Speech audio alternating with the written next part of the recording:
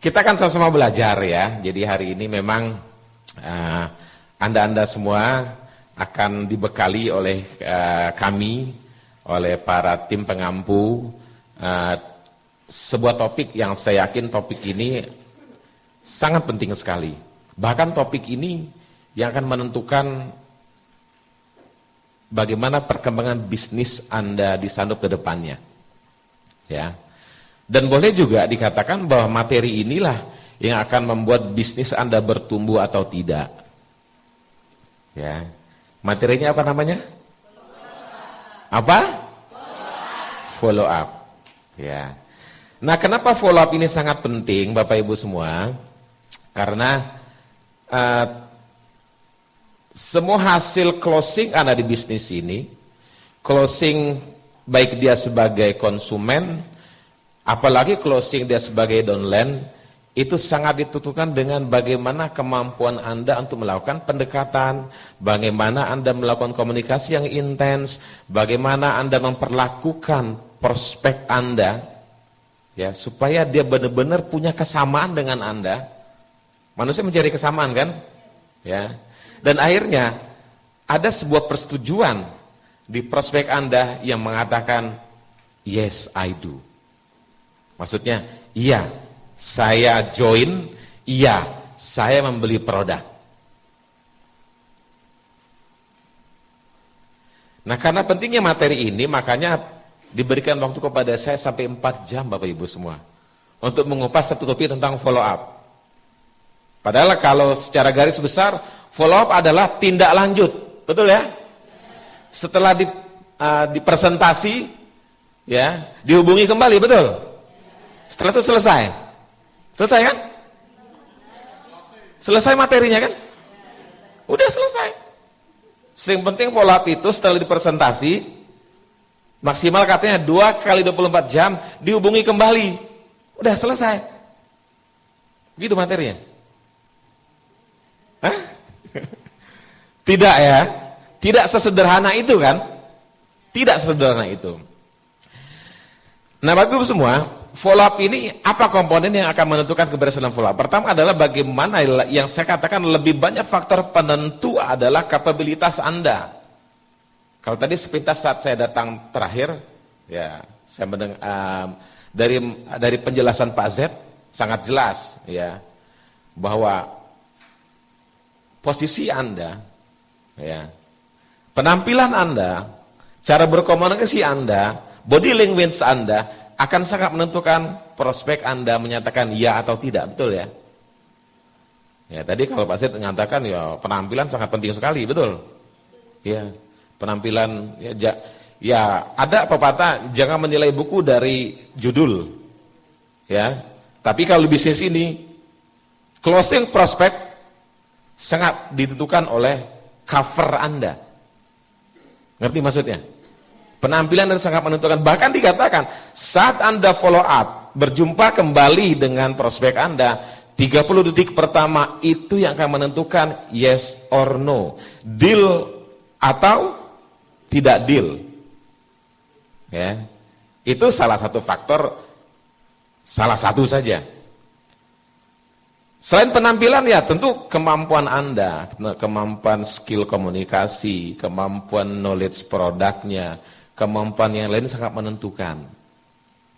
Ya, setuju nggak?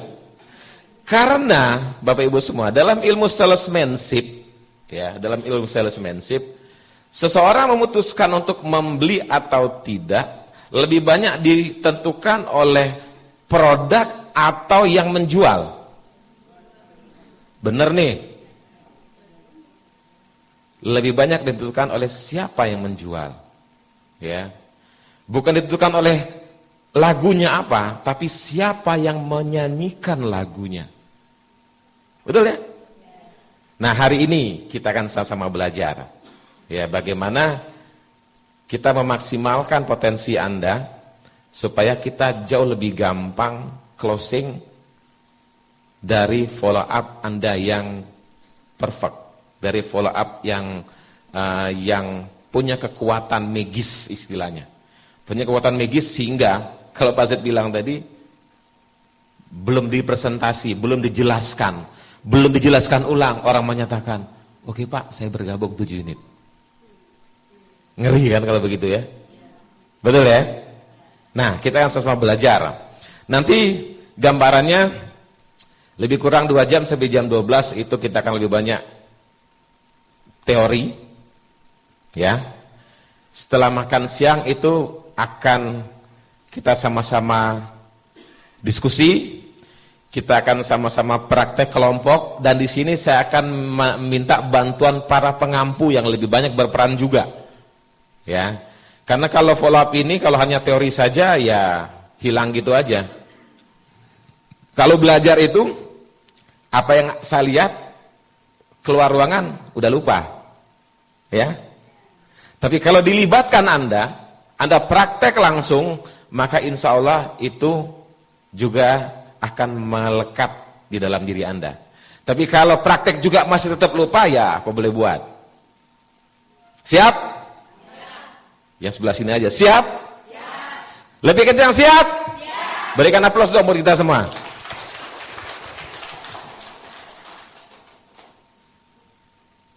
Kok ada belek ya?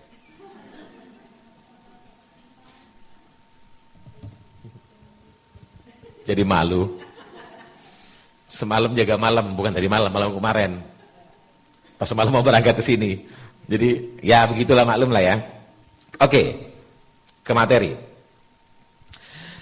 Dalam follow up ada beberapa prinsip yang harus Anda ketahui. Follow up ini adalah suatu hal ya atau tindakan yang akan Anda lakukan terus-menerus, bukan hanya di bisnis Sanho. Dalam kehidupan keseharian kita akan lakukan follow up, betul nggak? Betul ya? Nah, kalau dikatakan bahasa Jawane follow up itu follow up never ending story, bahasa Jawanya itu ya. Jadi sesuatu yang akan terus menerus, tidak akan pernah berakhir, cerita yang terus berkelanjutan. Artinya apa? Kalau kita punya kekuatan dalam follow up, maka yang saat presentasi hanya 50% bisa meningkat menjadi 100%. Kalau di follow up, Anda semua join di sini, apakah langsung yes saya bergabung di Sanho pada saat di presentasi pertama kali? Semua di follow up kan? Ya. Ya paling yang langsung menyatakan bergabung dan langsung bayar itu paling nggak lebih dari 5%. Betul nggak? Enggak, atau nggak ada sama sekali. Saya pokoknya kalau menjoinkan downline itu, semuanya tidak ada yang pertama kali saya presentasi langsung join. Nggak ada. Ada nggak yang Anda presentasi langsung join? Hah? Jarang, nyaris tidak ada. Ya. Nyaris tidak ada. Berarti apa? Ya. Presentasi hanya sebagai pembuka pintu. Betul ya? Ya. Tapi kenapa ya setiap kali leader-leader, para pemangku telepon marketing itu setiap kali mereka tampil ke depan, ke panggung, pasti statementnya presentasi, betul nggak? Kok nggak pernah bilang ke depan follow up, betul nggak? Padahal penentunya dia akan join atau tidak itu di follow up, betul kan? Wah kalau gitu Pak Kamal besok-besok kalau saya ke atas panggung saya rubah deh, follow up. Paling orang bingung nih kok lain sendiri ya. Ya nggak salah sih, nggak salah. Karena apa? Ya presentasi itu memang pembuka. Ya. Follow up pun tidak akan menjadi closing kalau tidak dipresentasi, betul ya? Betul ya? Terus Pak, mana lebih penting, kemampuan presentasi atau follow up? Siswa ICP pinter-pinter ya. Ya. Keduanya juga sangat penting. Ya. Karena apa? Kalau presentasi kita maksimal, presentasi kita bagus, urut-urutannya bagus, penjelasannya bisa diterima secara akal sehat, logik, kemudian kita bisa membuka paradigma prospek kita dengan benar, akan lebih gampang kan? Ibaratnya kalau petinju itu orang ini sudah dipukul dengan pukulan-pukulan yang membuat dia kelayangan, ya tinggal dicari killing punch, tahu? Pukulan mematikan, ya. Nah pukulan mematikannya itulah pada saat Anda follow up, paham ya? Balik lagi ke sini, never ending story. Sesuatu yang akan Anda lakukan terus-menerus sepanjang hidup Anda, bukan hanya di Sanho. Ya, sepanjang hidup kita harus melakukan tindak lanjut. Jadi hal-hal yang sudah kita lakukan itu kita lanjutkan lagi dengan lebih baik dan benar. Follow up begitu juga demikian, kita berikan lagi informasi yang lebih benar. Kita berikan lagi, mengingatkan lagi tujuan awal kenapa Anda presentasi kepada prospek Anda. Itu namanya follow up, never ending story. Bahkan aset Anda, omset Anda, uang Anda, semuanya akan ada berawal dari follow up yang baik dan benar. Setuju? Ya. Oke? Lanjut. Nah, ada satu hal yang harus Anda ketahui pada saat kita melakukan follow up adalah kita jangan buru-buru, jangan terkesan apa ya, kesannya kalau kita menawarkan sesuatu gerusa-gerusu ya. Bahasa Jawanya apa ya? Kemerungsung. Itu ada di kamus bahasa Indonesia nggak kemerungsung? Hah? Karena kalau kita kemerungsung, Bapak Ibu semua, nanti kesannya malah prospek akan punya pandangan negatif. Anda sering nggak di follow up sama orang? Sering. Saat Anda di follow up sama orang, apa yang tidak ingin Anda, yang membuat Anda tidak nyaman? Ayo. Apa? Betul, ngomong itu aja, padahal sudah dijelaskan di awal. Kita harus belajar bahwa follow up itu bukan presentasi ulang. Paham ya? Bukan presentasi ulang. Follow up itu adalah melengkapi apa yang sudah dipresentasi. Meyakinkan kembali apa yang kurang yakin. Ya, jadi kalau Anda datang lagi, oke Pak, saya akan jelaskan ulang. Anda presentasi ulang lagi. Itu bukan follow up. Ya, apalagi itu yang pertama. Apa yang membuat Anda tidak nyaman saat di follow up? Tadi presentasi ulang, apa lagi? Kesan memaksa. Nggak mau kan dipaksa? Tapi ada yang dipaksa juga enak loh. Tidak semuanya yang dipaksa nggak enak. Kita tidak mau seolah-olah kita dipaksa. Betul? Nah, apa yang membuat Anda tidak nyaman, jangan Anda lakukan. Apalagi yang membuat Anda nggak enak saat di follow up? Waktunya yang tidak pas. Ya. Pagi ditanya lagi. Nanti jam 10 ditanya lagi. Makan siang? Sore? Lama-lama Anda ambil handphone Anda, blokir. Mau nggak seperti itu? Enggak. Berarti itu follow up yang kurang elegan. Betul ya? Terus apa lagi yang membuat Anda tidak nyaman saat Anda di follow up? Kelamaan. Tidak semua yang lama nggak enak.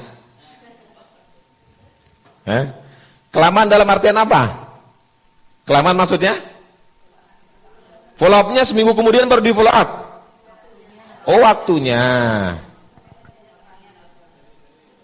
Bertele-tele. Ya, saat follow up idealnya adalah Anda janji waktu dengan prospek Anda. Ya.